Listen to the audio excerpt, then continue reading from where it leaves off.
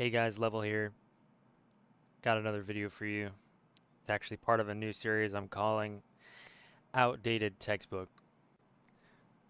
Basically, the series is going to be me on maps like this on CS2. This is Dust2. So I'll talk about like a part of the map and how I think in that part of the map. Um, I'm a multi-time 20k Premier player. I don't do too bad in Face It lobbies, even though my rank is not super high. I don't play too often there.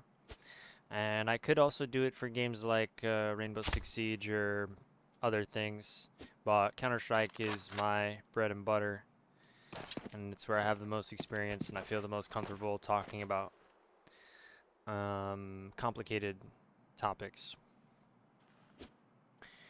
So this video is going to focus on the B site. And before I start, it'd be cool if we could get 5 subs and 5 likes this video. Because when you guys subscribe, that makes my day. And maybe you'll watch one of my videos and I'll make your day. And I think that's a pretty good trade-off. So let's run it, bro. Okay, so normally on the CT side of Dust2, there's 5 spawn points. And when you play this map in specific, people, at least in the higher ranked games, they want to play based off of spawns. So there's 5 spawns. There's the long spawn. There's the second long spawn. There's the guy who throws flashbangs for the long players. There's the mid player, and there's the B player. Now, this guy is kind of up for debate, in my opinion, because they added this new box. So that person now goes catwalk in my brain. So this second long player should be throwing flashes. That guy goes catwalk. This guy goes mid. Catwalk was never a position in the past, but now I think it's a position because of this box and maybe just do more to the nature of CS2. These 2 spawns, there's the mid guy and there's a solo B anchor. Now, I think in a lot of Premier matches, sometimes I think it's okay to have 2 B players. Like if you just play 2-1-2, it's not that big of a deal. But your mid player needs to be super vocal about how they go catwalk and stuff. Because if he's not super vocal, he will screw over the A players really badly. So oftentimes you will be solo B, but sometimes you have 2 players B. Sometimes, you know, you could be like on an eco or something, and you'll have 3 towards B. So there'll be 2 on site and there'll be 1 lower tons. So like on eco rounds, you'll have a guy with a 5-7 or something, and he'll come lower and he'll fight.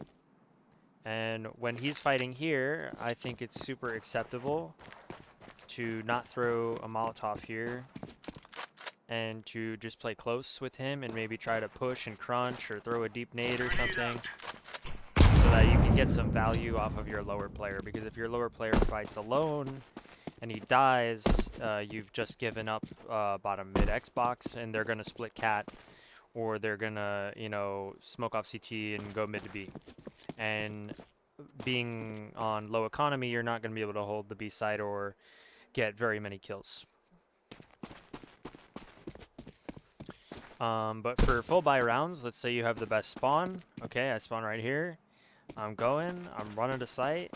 I'm going to jump, okay? So I jump. What am I looking at? I'm looking at suicide. Now, normally, this is up for debate, right? So like normally, so I think actually the safest way, I like to mix it up, but I think the safest way is probably just to walk across. Because when you jump, you're slowing down your body in the window where you're going to die from suicide. So it's like, yeah, it makes it harder to hit. He's more likely to leg me, but he's also more likely to hit my chest through the door. Because I'm exposing myself more. So if you just run across, like it's less likely he hits you. I know a lot of oppers when they come here, they'll go like this. you know, the CT side op, and he'll go like this. This peek, I think, in my opinion, is awful. I think the guy suicide always has the advantage here. That's why when I peek suicide, I do it right at the door. I would have to watch more. I mean, I'm sure players like Monacy could do whatever they want. But I always peek close to the door because I think it's the most successful. All of this is important towards the B side. It all builds into how like the Dust2 round is like played out. So I think, you know, even just here crossing is important. Now, your opper might ask you to jump for him, and uh, it's fine. You know, if you think you can afford that luxury for him, and you think, I mean, because like that opper, most like a good opper, right? A good opper is not going to see you jump across and then try to flick to you, right? He's not going to go, oh my god, he's jumping, right? A good opper is just going to count the cross and then wait for the op to peek, and then like he'll just wait for your teammate to peek. So jumping doesn't do anything. What I normally do as the B anchor, I actually do play B anchor a lot. Is I'll just run across and I'll see if they're suicide, right? So if they're suicide, I'll say sui, right? I'll say suicide, right? I don't really think it matters whether you say left or right. You can, I mean, it's better communication, right? For the opper, so he knows where to peek. If I say right side, or if I say left, I say right, left, right. He'll know where to look, and that's a good call. But what do you do when the guy is like running down the center of suicide? Your opper, you know, he'll peek right or he'll peek left, and he might die because the guy's in the center, which is like really silly. But like, there's no like quick way to say that he's running down mid, right? And he might not be running down mid. He might be opping mid. If he's running down, I'd be like, yo, suicide. I'll just say suicide. My opper should kill him, right? But if he's opping and he's in the center, I just don't say anything, or like I'll be like one sui, and then like my opper will die, and he'll be like, oh, why didn't you call where he was? And whatever.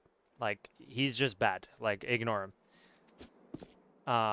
You know, you don't need to peek suicide every round. Like you should try to value your life a little bit. So if I'm the first guy running B, I always throw the molly like this, just to stop a rush. If I hear a smoke grenade go off, I will throw the second nade fast.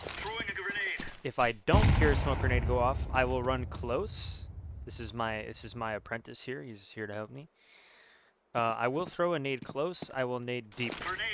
Now, sometimes I try, like, it's nice to save a molly if you're going to be retaking the A site. But there's just some sites in the game where you don't really have that luxury. Like, you know, this is a really hard site to retake, so your job is to not lose it. And if you do lose it, you try to get as much value as you can from the round. In order to do that, you gotta molly that at the beginning of every round. The deep nade, you can save. Basically, I always try to come to car or get close to my own molly so that I can hear if they're upper tons. If I hear that they're upper tons, I will throw a deep nade. Or you could smoke the entrance. Try not to smoke too deep, because if you smoke too deep and it lands here, they can walk past it with flashbangs, right? So like T flashbangs will be like here. There's this one on the run, which will flash you if you're near a car. There's a guy that can stand here and throw them like this. There's other ones too. I mean, there's like, I think there's one here that goes up that way. It's a pretty good pop flash. But there's all these flashbangs, so your job is preferably to not get blind if you're alone.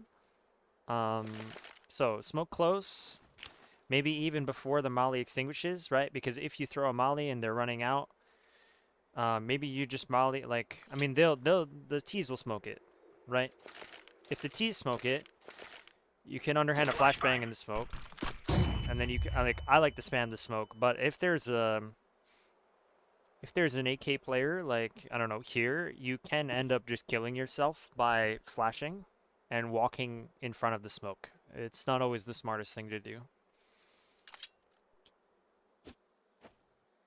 Um, but yeah, you know, if they smoke it, nade it, if you can throw a flashbang into it, there's a really cool clip of Stewie 2K where like he throws the smoke grenade there, and then he underhands a flash into it, and then he gets an ace with an MP9, and he gets an ace in like 3 seconds or something with like one clip, and it's like really cool, and like that's inspirational, and that's maybe how you should see how to play it, at least in a pug, is like if they're gonna rush B, just eliminate them. You know what I mean? Like don't like I see this basically in every low elo Dust 2 game, and it's actually infuriating. So sometimes we'll be running like a 2-1-2, so there'll be 2 players on B, I'll have the mid opper, and then there'll be 2 players A. My second player here who's supposed to help me, right? Or let's say we're on one of those eco rounds where my teammate is in lower. My second player will go big box because that's the only position that a low elo player knows how to play, because they think that this is not part of the site for some reason, and I already walked close because I had the best spawn, so I'll be somewhere here, right? I'll be somewhere in that line. Um, let's say that like I bought a shotgun or a 5.7 and I smoked this entrance. I might even want to cross into that corner where I think I get some kind of timing. So like let's say I had a Nova. Okay, I mollied, right? Molly faded. There's one guy here. My teammate's fighting lower. I'll come close. I'll try to shoot that one guy. Like maybe there's a smoke down or something. And right as the smoke is fading, I will cross halfway, and then it'll fade, and I'll try to kill this guy, and then I'll try to hide. Now, that can get you killed just because, you know, the Nova's not a super reliable gun.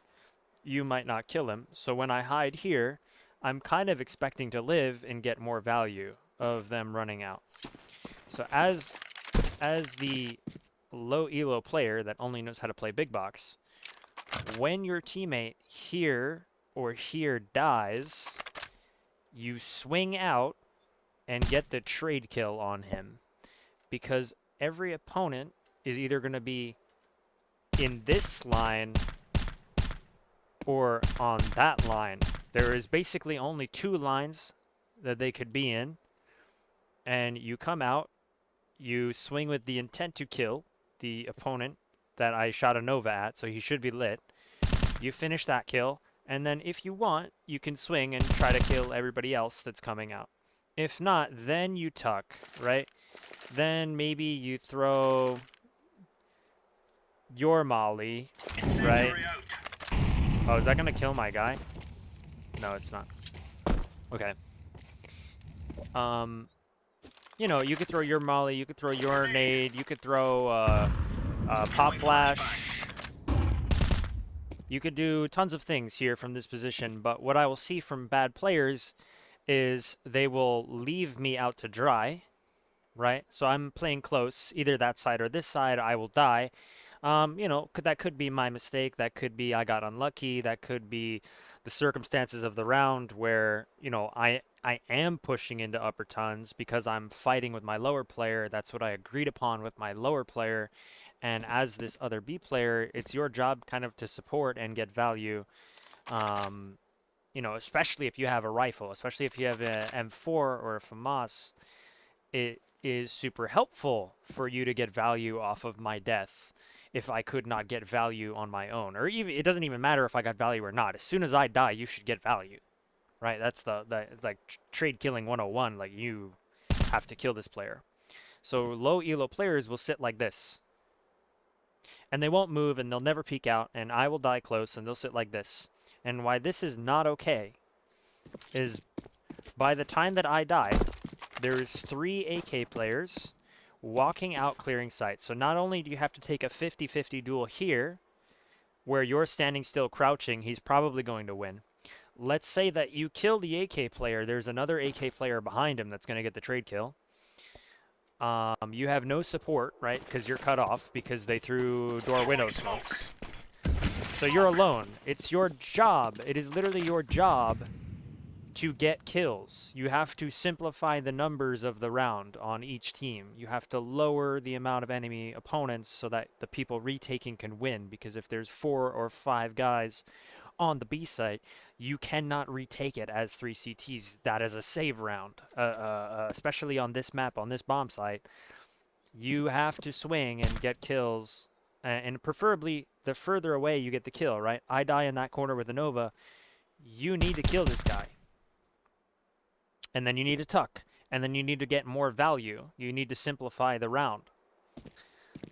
This is not good for the reason I explained, where 2 people could swing out with AKs, you're going to die, right? But also, in a lot of rounds, the Ts will throw some conditioning. So it could be a lurk smoke that looks like this, or it could be like a deeper one that looks like this. And that guy can walk through this smoke and go car, and then he's behind you. That guy could jump up here and get a sight line above you, or they could just, you know, they could go through the smoke and they can come close here, and you're just fucked. Like, I mean, you're just an idiot. And the whole time you're not even looking left. Look, I play on a fairly low sensitivity, but I have to go from here all the way over here, and I have to kill that guy, and then I have to get shot in the back, right? So I'm gonna die. So when I turn on this guy, right, let's say there's no lurk smoke, right? Because, like, this player, whoever is behind the big box, who's crouching there in that scenario when he really shouldn't be, he's behind a lurk smoke, and he doesn't know what a lurk smoke is. He doesn't understand, like, what this smoke does for the cheese, the space that it creates. He's just going to crouch there and wait for them to peek. Now, that guy's going to swing out. He's going to clear sight. That's smoked off, so he just needs to look this way, right? Maybe he'll clear car, and then he'll turn around like this. He'll see you. He can literally see you here, and he'll go, oh shit, I have a Tech 9, bro. Ding, ding, ding, ding, ding, ding, ding. And then your M4 is down, and then one of these guys with the Tech 9 is going to grab an M4, and he's going to be like, oh, hell yeah, and then they're going to throw a flashbang over, and then now they have an M4, so they peek CT, and then your team's dead. Like, now you're, like, your opper didn't get any chance or any timing to, like, come be of value. You know, your A players are still long, and you just, like, lost the round because of negligence. You're like, oh, yeah, I'm just going to chill here. This is not a good position. Good positions are, you know, you can play on the box. You could play, like, Rops. I don't know if Rops plays here or here, but, like, Rops was pretty famous for doing something like this. This angle is super strong, where I can see both locations, right? I can see both locations, whereas on the box, I can only see one location, right? I only see one location. Here, I can see both. They swing out. I see half the door frame, right? So the Nova player dies. Trade kill. I tuck. They walk out. 2 AK players. I kill one. I swing out more. I kill the second guy. Let's say they throw a lurk smoke and they get out. I can see the left side of the smoke, right? They throw this smoke. I'm back here. I see the right side of the smoke, and I see if he walks out car. If he walks out car, he's a dead man. So it's just better to play on the barrels when you can. I think playing on this box is pretty underrated, but it's not super favorable, because by the time the T's get out, they will be looking here. So they should know you're here, and you can't really see over there. Like, you can, but you'll lose. You'll lose one of the fights for sure. You'll definitely get traded here. I used to play here in this corner. I don't think jumping up on this box is good, unless you have an op and you're really fast. I don't think, like, crouching here is good. Like, you're just asking to get headshot, and basically you're a free entry kill for the enemy team. I think if you play here or here, I think, you know, you can play here. That's not, maybe that's interesting. Or you can get on this box is interesting. I'd need to test it more, but this angle is not bad, right? You can definitely catch people off guard walking out. But you, similar to this angle, like, you're probably going to die and you're stuck and there's not too many places to go. So I think this is situational. I think that's situational. I think this is really good. I think that's really bad. I think that's really bad. This is trash. This is trash. This is situational. That's trash. This is pretty good. And then you have angles like this. So in premier matches, depending on like the timing of the round, let's say, you know, we threw all our utility, there's a smoke down that your teammate threw before he rotated. You can tuck here, it's not bad. You can, it's like, it is under-checked, but if, like, I probably wouldn't stand here if there's like 3 enemies, right? So you're at CT, there's 3 Ts coming out late, they're gonna finish the round on B. You're in a 2v3, your teammate's an opper and he's in CT. They're gonna smoke door. Throwing smoke. They're gonna flash out. Now you have no help. This angle's cool because the first guy's probably not gonna check you. Even the second guy might not check you, but the third guy, the second or third guy, usually the third guy will check you, and you're probably not gonna kill all 3. And your opping teammate in CT is still gonna be in a 1v2. So I mean, it's a good off angle. Don't get me wrong, but what I have implemented into my T sides is throwing this molly basically, like over here, and what that does is it'll molly that guy out. Depending on if there's like a smoke here or what I want to do in on my T side rounds is I might even throw it a little closer, like into this corner.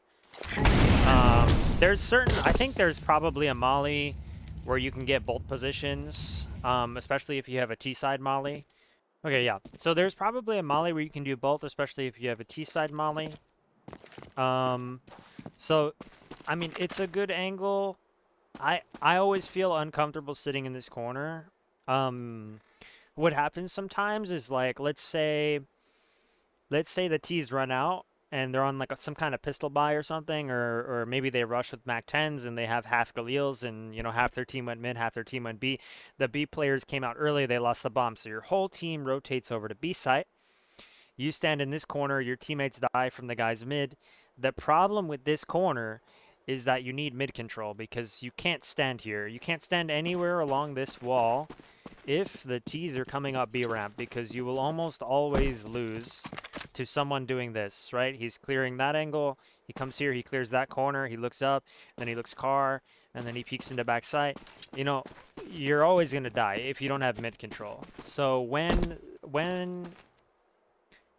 the T's are splitting, it is nice to maybe save your smoke grenade so that you can smoke off door, so that you can cut angles, right? So like you might want to come here so that when that's smoked off, they come through smoke, you kill them. When they come window, they peek out, you kill them. And then you can jiggle between both sides. If they run out tunnels, you crouch, you spam, you hide in the corner. You know, it's unlikely that you could win the round. This is like Mazinho level, like winning the round. You know what I mean? You gotta sit here. You gotta get all the kills. There's nothing you can really do about it if they all wait for the smoke to fade and they double peek you 1, 2, you're gonna die. If they triple peek you 1, 2, 3, 3, give me a ping, bro. Okay, basically they could just wait out the smoke and then triple peek you and then you're gonna die. Not much you can do about it. So you could play like that, and it is effective. I don't think going big box is super good when they're doing a split. I would either try to smoke off door and go car, or I mean there's definitely certain scenarios where I would go back site. But I will try to push into tunnel, right? Because if I can go on the aggressive and catch off the guy like that was kind of the B lurk before they decided to fully commit to B, I'd love to kill that guy. I'd love to kill the guy running up lower steps, and then maybe I have bomb, I can hide, or I could rotate around for some kind of retake. But basically, you never really want to be fighting that side and this side from like big bucks, because it's just like this fight isn't super comfortable. They're gonna swing out there. You're gonna get shot in the back when they drop down. It's just not super genius. So yeah. Um, when you're opping on the B site, you never want to stand all the way out because you're just exposed. You definitely want to scope out, and you want to be, you know, as close to this wall as possible. You have to understand how fat your player model is. You know, you want to be like here, man. Like this is pretty good. Like you're probably gonna get that kill, and then you tuck after your shot, right? If you stand here and you shoot, there's a big delay between shots, right? So now I have to run back in, and in this time, I am now traded. I am dead. So you always want to be close to this, and then you want to run away. Maybe you re-peek here, you get another shot. You can also op. I mean, under window's probably not bad. A lot of people do this with the op and the AUG, as they'll come here. Super crucial stuff to know if you're going to be opping. I don't think I would solo op on B, and this is more for like people that rotate into B. Talking about. Basically, when you go lower, this all involves the B site. There's the B site, you know, the way Counter-Strike works is that info on one side of the map impacts the other side of the map. So if the opponents run out long, and you look at your radar, and there's 4 to 5 red dots there, let's say there's 4, right? Every other player on this side of the map, maybe the opper rotates, but the other 2 players here, or maybe the cat player and the B player, should be looking for that 5th guy that's missing. So the 5th guy that's missing could be top mid, he could be lower tons, he could be B. If I heard him in upper tons as the B player, and I heard him go lower, I tell my cat player, yo, he's lower tons. My cat player will sit here, or he'll pre-nade this, and then he'll come like this, and then I will rotate off B, and I will come here, and we will fight the guy lower together. Let's say, you know, they're about to do one of those splits, but or maybe they're going lower, right? You're the first player up, you throw the molly, you throw the deep nade, you hear them in tunnel. I like to come right up into the car and listen on the wall, especially if I have a second player behind me, or if I have a guy window or something. I will just sit here and listen. And basically, if I don't hear anybody on the right, they could be shifting. You know, I'll know if they're going to come out if they throw a lurk smoke or if they throw any grenades. It's unlikely that they're going to contact out B. It's an incredibly difficult play to do. I don't keep up to date with like the meta and stuff. I try to watch some Pro CS, but the most of the ways that I think about how this bomb site should be played are from people like Flom, Stiko, maybe even my own opinions on how certain things should, like I'm certain things I learn on my own, or think about on my own. So for instance, like I always saw these barrels, and I always thought that this was a killer off angle. But now in CS2, I don't think people move so fast, and I play on 4-3, so people are even faster, that I don't think you can play up here with limited amount of space to move. I don't think that this is viable anymore in CS2, whereas in CSGO, I think it was super viable, because you can't stand still anymore. You can't, you know, you just can't hold angles in this game. Like I'm listening for a lower push, and my opper's here, and they're coming lower, right? So a lot about how I learned how to play this game, how to play this bomb site, was watching the G2 team with like Nexa or maybe even Hooksy and Hunter and Jack, whichever lineup Jax was on, that was the one I would play because like I would watch those games and I would actually admire Jax for just kind of sitting here with a deagle, and he would swing, effectively at the right time. I always liked how he played here, and what I noticed, I do this basically every game I play Dust2. I always stand here and I try to get some value, and then I will back up. And the reason I like a spot like this, what I noticed about that I'll come back to that. What I noticed about that G2 team is, let's say that they were pushing lower. One of their flashes was to throw it over this building. So let's say I'm the second B player. I've got my teammate over there, and I'm here, and they're gonna come out mid door, and my opper's there, and he called lower, so which means they're down lower. So I will wait for the timing when they're going to be out, or I see a CT smoke, right? That's a pretty big indicator. CT smoke. They're gonna come through mid door soon. I will throw a flashbang here. Throwing flashbang. And what that will do for my opper, who's standing here, now my opper is peeking top mid, but if they're coming lower, I would highly recommend standing here so that you can take a shot and go back into cover. Similarly to how I was talking about window, is that once you take a shot, you should always go into cover. So if the round develops early, you peek suicide, you peek top mid, you hear them lower, you should not be back here holding top mid or holding the cat cross. You should be close, or you should give it up and play next to door. I think this angle is still strong, but you kill one, you back off. Two, you hold here, you ask for help, you get a flashbang, whatever. This flashbang is super helpful when they come through mid door. If you time it right, if you learn how to time that flashbang, you help your opper so much. Let me see. So I'm coming through mid door. Boom, like this, I mean, it's not like super crazy. You can line it up better. I'm sure there's like, if you can get it like here, it's probably better as opposed to that far. So maybe we'll just aim for like there.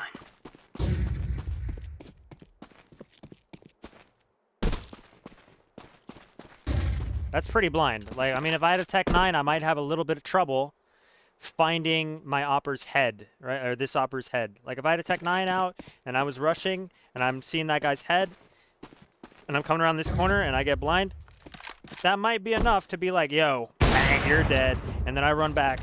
And then, I don't know. I mean, it's better than having no flash. You know what I mean? So, like, I always thought that flash was super helpful.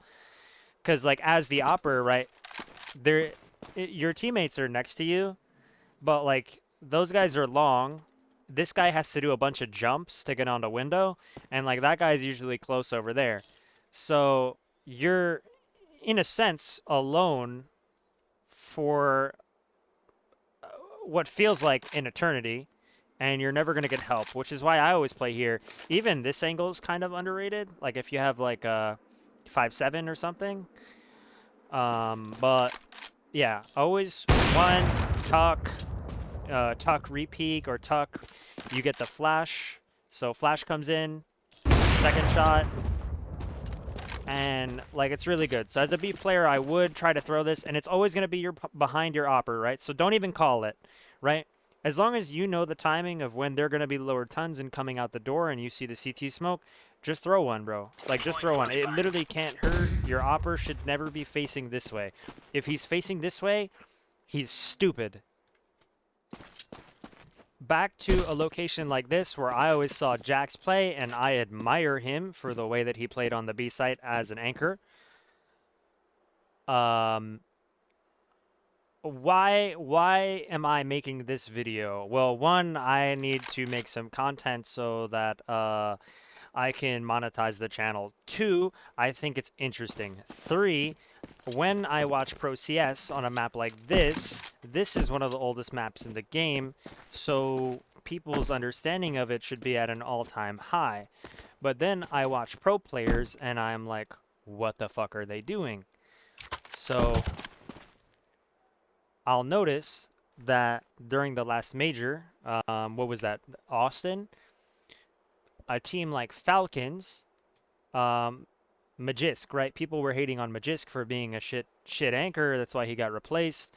You know, I like to look at it as like, yo, I'm not gonna go watch your demo because that's a lot of work. But if I do happen to tune into the match and I see something I don't like, I will hold that in my head. So Magisk was like, man, he was playing Dust2, and like I just couldn't agree with most of his movements. And he was coming up here with an MP9, and he was sitting like this, waiting for them to walk out. And it's like, okay, maybe you dodge the flashbangs, right? Maybe Flashbang. you maybe you dodge the flashbangs in that position, Deploying flashbang. but what am I gonna do when I have an AK, right? I'm gonna clear close. I'm gonna look at the big box. I'm gonna look at that the back box. I'm gonna look at the big box. I'm gonna come in this crack. I'm gonna look under window. I'm gonna look window, and then we're gonna have some kind of flashbang, or you know, if I have a suspicion, maybe I heard you on the car. I'm gonna swing out and insta kill you here. But he's on this, right? He's right here. He's holding MP9 crouched. Like, if I go wide and like doors smoked and windows smoked, I've cleared all this shit by the time I've gotten to this point. So what am I looking at? I'll look close and I will be maybe peeking into this with trade value, right? So by the time I get here, I can see your body. Like I can see Magisk right now. And Magisk, he's crouched. I mean, I'm sure he can see me, but so much of his body is exposed, right? The right side of your crouch is fatter than the left side. Like, there's more that sticks out on the right side than the left because your ass sticks out. So I will see him and I will just kill him. And with an MP9, like you might not even kill one. In the specific round that I watched, he instantly died and they lost the B site. So that's why I would like to offer Magisk two better positions to play, as opposed to other ones mentioned in this video. Instead of, so similarly to this barrel, remember I was talking about this barrel? I was like, yeah, this barrel used to be good in CSGO, but now I don't think it's good because I don't really like standing on objects in this game. I don't think it's super helpful. Even if your off angle's really strong, you're stuck, and basically you have to commit to this 1v1, and by the time the second guy comes out, you're dead, and you can't actually drop off because you'll die. So you have to commit to the fight when you're standing on an object. So he was standing on this little line on a terrible angle.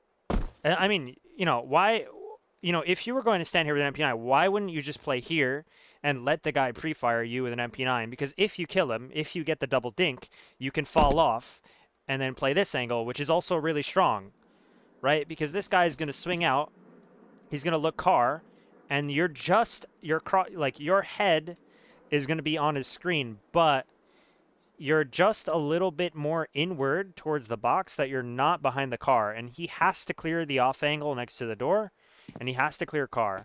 So I've never even thought of this, but just now I had an epiphany. It's probably better to stand right here than it is to stand where Magisk was. Even though you will eat all the flashbangs, let's say you play anti-flash, the flashes come in, they're like 1, 2, I don't know, maybe 3 flashes.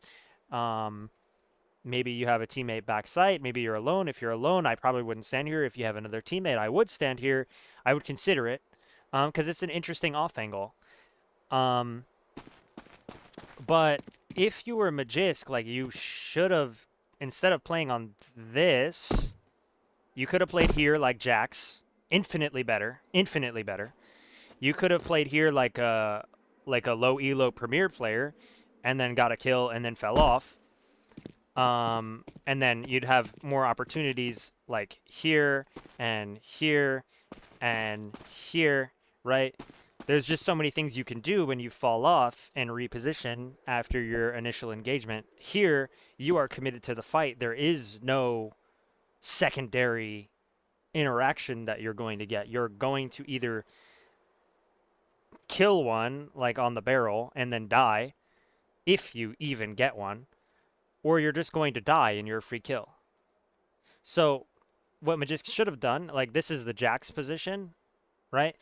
You don't even have to play this close to the wall if you feel like you're going to get stuck, because that can happen if there's one guy here and there's another guy here, you're stuck in this corner. You can't escape. So basically you will die. So what I have done is I have decided that someone could stand here, because you can still look away from all the flashes, right? Or most of the flashes are going to be behind you. And when they walk out, what are they going to do? They're going to clear here. They're going to clear big box. They're going to, sorry, I did it again. Back box, big box, the crack. And then when they get to this point, they're going to swing with intent to kill, because they're a professional level player. They're going to swing with intent to kill under window, right? Maybe even at the eco plant under window. So one of these under window angles, they're going to swing. And you are just in a location where you're slightly off of their crosshair, either here or here. If they peek this way, you kill them. This is you. You're looking at me. My crosshair's back there. I'm going to die to this player. If it's some like Mac 10 player, I walk out. I'm looking outside. I mean, I mean, okay. Maybe at the professional level, we're not actually looking back there with a Mac 10, because I'll never win that fight. So let's say I look at the floor like every other player. That's an inside joke. Let's say I go like this and I'm just close. Yeah, maybe I'll kill you, but that's a much fairer fight.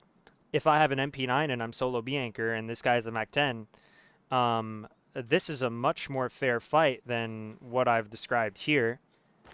And basically, you'll kill this guy in an off angle that he might not expect, and then you'll back up. It's the same thing, but it's maybe even arguably better, because you're not falling. Because when you're falling, you can't shoot accurately, you can't move correctly. So while you're falling, this guy's getting out, right? When you're here in this off angle, you get a kill, and then you can instantly position and instantly fight at any moment. So that's what I would do for Magisk. Now, what I mentioned earlier about this barrel is I also saw Zontix. So Zontix was just playing FlyQuest. I only watched a few rounds, but one of the rounds, he was getting split from two guys mid and two guys upper tons.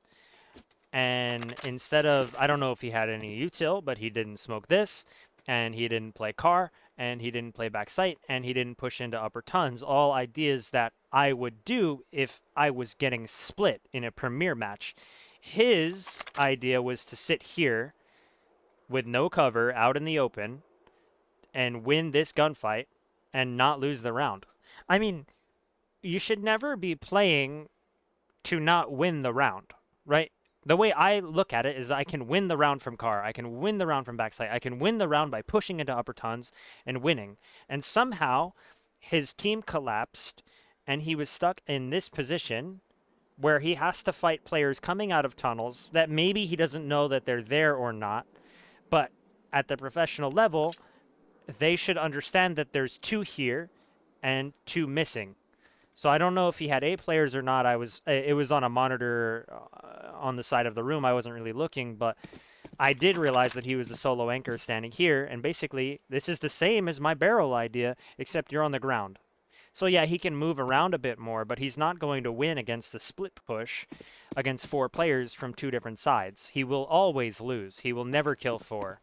Even if you get this player and the second player, you're going to get swung from window or maybe a double door push. So by the time you kill this player and Zontix shoots for the body, he'll be out of ammo for the double swing out of door. He'll die and they'll lose the round. So again, another alternative to, like, I just think it's weird that like they get paid so much money and like they like they don't like use 100% of their brain. That's why like Jax is goated. Because he's using 100% of his brain. Another thing I noticed, you'll see that T-body's there, right? So that T-body, maybe it doesn't exactly look like that. I don't know what it looks like. Okay, I do play this angle sometimes, just as a troll, but I wanted to see how viable it was. So this guy definitely can't see anything, but like, uh, it's probably not the best interpretation, but it's probably not that much worse, because basically what's going to happen for that T-side entry, right? Maybe, you know, as long as they're not... Ew. He could be on this side already. Let's say you smoked upper tons, and he's on this side, and he's holding for the barrel push, right? And he doesn't think there's anybody on the left, right? He'll go like this, and then he'll come out, and then he'll swing with intent, right? So this guy will kill him. But, you know, let's say that they're coming up from lower, and they want to rotate into the B site. He's going to look close left. He might throw that molly that I was talking about. He might peek back sight, and when he peeks back sight, he just mollied this. He doesn't need to peek into this corner yet, and he'll probably have a teammate right behind him, right? So if he steps up looking at that box in the back, and this guy swings out, he can swing down, and his teammate behind him can get the trade kill.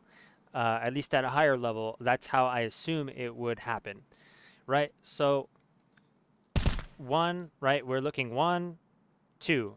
Most, like, I assume that no one is clearing this. Like, I assume this is a super uncommon angle to clear. Now, the problem with this is it is very similar to the barrel and to what Zontix did, is you might kill 1, you might kill 2, but you're exposed to mid, in a sense, right? If they do a split push. But I think it's enough of an off angle that you're looking deep in, where if it's not a split push, like, you can actually get value from this off angle. You cannot hide completely, so it's basically a 1 and done, or a 2 and done at best. Maybe, you know, preferably you might have another player like Window or Car. But you can get 1 or 2 from this position, I think, which is a lot better than playing like Magisk did with an MP9. Now, he had an MP9. I understand you're going to want to play close, but you can play this angle. You can play this angle. You could, maybe he didn't have time to get into this corner, but he could have played, I mean, he could have played 1, 2, or 3. He could have played the Jax angle, right? So there's 3 angles in this one location, and he chose a 4th location in that angle that is not very good for an MP9. I wouldn't tuck with an MP9. If AKs are swinging out, you're probably going to lose. And maybe he didn't feel comfortable in this specific round that I'm talking about. You know, maybe he didn't feel comfortable crossing back over or going going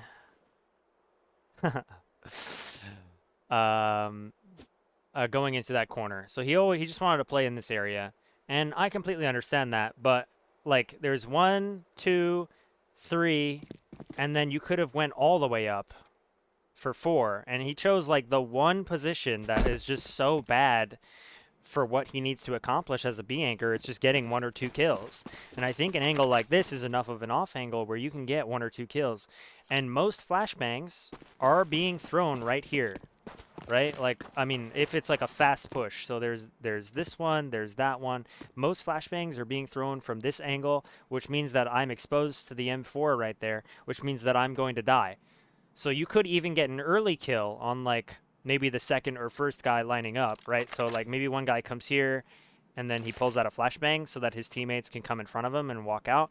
I don't know. Like, it's all theoretical, right? I think, you know, for these flashbangs,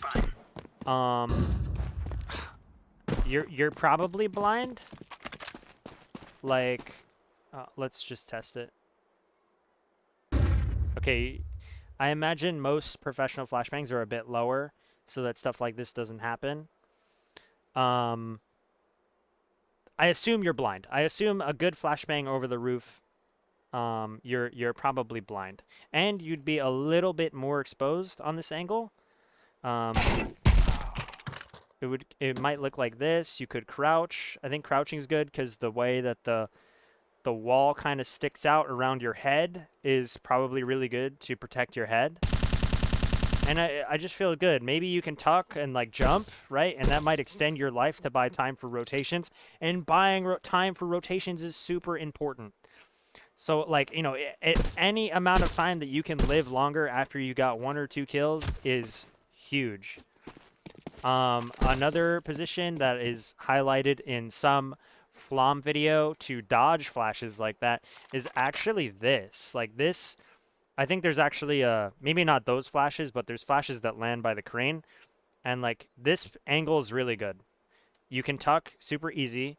You're holding the door frame. They have a lot of stuff to look at. They're probably looking at window. And then you kill them.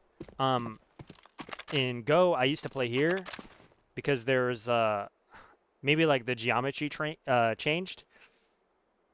But I used to play here because the crack is super thin and you could get an easy spam, and then when you tucked, you can't really get wall banged. I mean, maybe you can. No, you can't get wall banged, but you are visible here. So jumping up is stupid, but you can reload and then you can swing back out. I think you're visible, and I don't do that anymore because, like I said, when the guy comes out, he is looking into that crack. So it is just a fair fight, and you might win, but you're stuck, and there could be flashbangs on this side where you're blind. So I think you can get value from a position like this. I think this is really good. I think this is pretty underrated. Even this angle as an M4 player is not bad, but I have been dinked a couple times through this site. I have been dinked a couple times to like 1 HP, so basically maybe I win the fight, I'm 1 HP, they nade back sight, and I'm dead. That's kind of how I think about the B site a little bit. It's a little bit of insight. Yeah, basically, like, those are the angles. There's stuff like this, right? So on pistol rounds, actually, I can talk a little bit more. So on pistol rounds, I used to play like this, and I'd put my crosshair on the pillar. I try not to do that anymore because if they have a flashbang or if they swing out with Glocks, it's not super helpful. Again, playing on car, you are very hard to kill. You can just counter strafe and get headshots. It's super good. If you want to play on the angle of this box, right, or these sandbags, instead of doing this where you're like exposed and there's nowhere to go, because the only way to go is out more, which means that you're more likely to get killed. You can play here, which is kind of the same as the box. You'll kill them, and then you can hide. Wow, that's super helpful. You can hide and extend your life. That's super great. On anti-ecos, I'll play here because you can dodge most of the flashbangs that land in front of you and the flashbangs above you. It's a good spot. You have some cover from the car. You can play on this window. You can play on this window. I've even seen people play here, which is not bad, and then you can see if they jump up. Everything is super good. I'm not going to talk too much about how to retake the B-bomb site because I don't really... I can retake the B-bomb site. I've done some crazy stuff, but basically I understand that the site is really hard to retake. And it's a little bit more intricate based on if all of the T's are on the site or if some of them are in mid or where your teammates are retaking from or what utility have. Basically, I recommend throwing a molly car if you can. If you swing out this door in your first guy and you know that's not everybody crossed, right? You should be counting the cross, which means that if they're not in middle because we cleared mid and there's 4 guys alive, but we only saw 3 cross, either that there's 1 guy in tunnel, or, you know, let's say it's 2-2. So there's 2 guys here. There's 1 that planted, probably 1 backside or under window, which means the other 2 guys are either in tunnels or car. So I molly car. There's probably 1 guy in tunnels. I really doubt that there would be 2 guys in tunnels, which means that when I swing out as the first guy, I should just pre-fire this. There's no, it doesn't hurt to pre-fire this. if you know that there could be a guy on left side and he's not car, or you saw him car but there was a timing on some smoke grenade that was here where he could get into this corner, it's usually super obvious when you get to a certain skill level that someone's on this door, so you just pre-fire it, and then he's like, what the fuck, bro? Reported, right? Because he's just too stupid to realize that you killed him. Other things you can do is like you could put a smoke down here, and let's say you're in a 1v1. The guy's usually big box. When you put a smoke down, he can't stand here because he'll lose. So he has to go in and out, kind of. He has to go like this, right? So he has to pick one or the other. This is a wider part of the smoke. So when there's a smoke here, you will come around the smoke, and he'll be holding this side of the smoke. You will probably lose. Other things he could do if you go around the smoke is he can actually go into the smoke, right? So let's just rethrow the smoke. When he sees that, he's, oh shit, he's going to walk through door. I'm going to go in the smoke. Okay, cool. Now he's clearing big box. Oh, you're dead, buddy. Killed you. So what a player like Cooper recommends is that you throw this smoke and you go through the right side, because if he's big box, you look here and you can see him crossing into the smoke, and when you're walking backwards because he's not peeking you here, he could be big box or in the smoke. You come here, now the smoke is on your screen. So when the smoke fades and he's like, yo, where is he? And he's looking around for you like big box or door side, he won't expect you to be here, and you'll just kill him. So that's like a small thing for like a 1v1 scenario. That's kind of nice to know. There will be times where you do go to the left side, but actually going to the right side is super good. And against good players, right? When you start playing good players and you see that smoke, you might start leaning this way. You might hold the right side of the smoke while he's walking out on the left side of the smoke, and then you come here, and then maybe you hold for the big box swing, right? Maybe, he goes around, you kill him. If he comes this way, you hold this side of the smoke, you wait for the smoke to fade, you kill him, right? Because he's out of the smoke, right? So he comes out of smoke, he dies.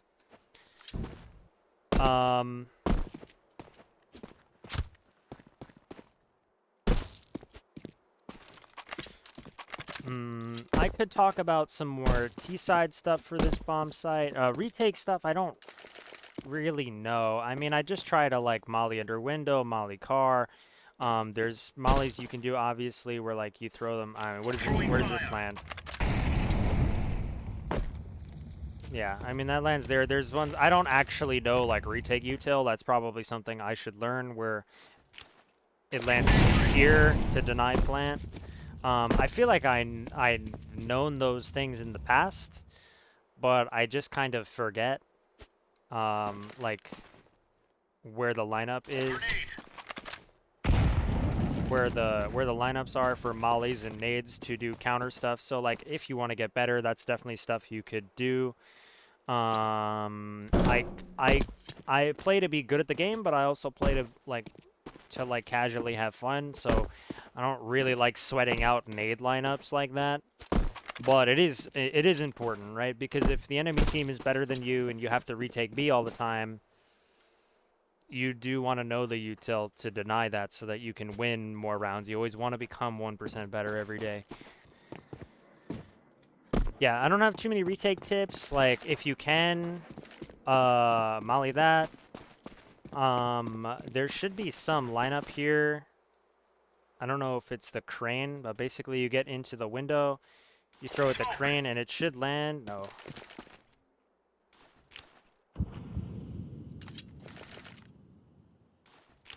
If you, it's kind of in this area.